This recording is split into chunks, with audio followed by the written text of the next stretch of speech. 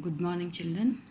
I hope all of you have enjoyed holidays thoroughly and all of you are safe. Today we will start our new lesson, that is lesson 3, data handling. First of all, we should know what is data. Collection of any information is called data. This already you have in 6th standard. So here whatever data we collect, that data should be useful for us in some way. So collection of specific information, that means it may be your marks in maths, marks in English, marks in science, marks in social, that may be PT1, PT2 or PT3 or half yearly or final exams marks or whatever it may be. So collection of some specific information is called data. So before collecting data, we should know what for we are using that data and in which way we can use that data we have to think. So next, after collecting the data, simply we cannot write those numbers and we will not know what is that. So we have to organize the data.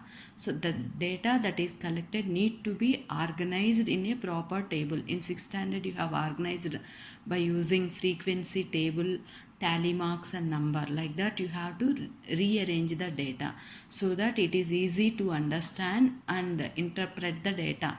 And already you know interpretation. In 6th standard you did which is the greatest value, which is the least value, who got more, who got less, all those that comes under interpretation. Next one is representative values or measures of central tendency. In this class you have three. First one is arithmetic mean, second one is mode, third one is median. So first one, arithmetic mean, it is also called as average, or simply we can write mean also. So average is a number. Average or arithmetic mean, it is some number that represents the or shows the central tendency of a group of observations or data.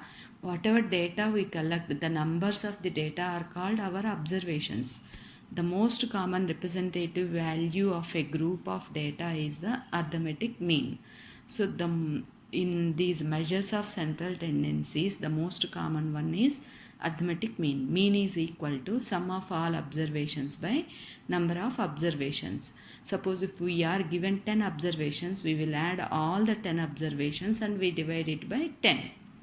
So next one is range. Range means when you have collected data, some numbers will be there. In that data, in those numbers, bigger number will be there and smaller number also will be there. The difference between the highest value and the lowest observation is range. So the difference between highest observation and lowest observation is range. Range is nothing but highest observation minus lowest observation.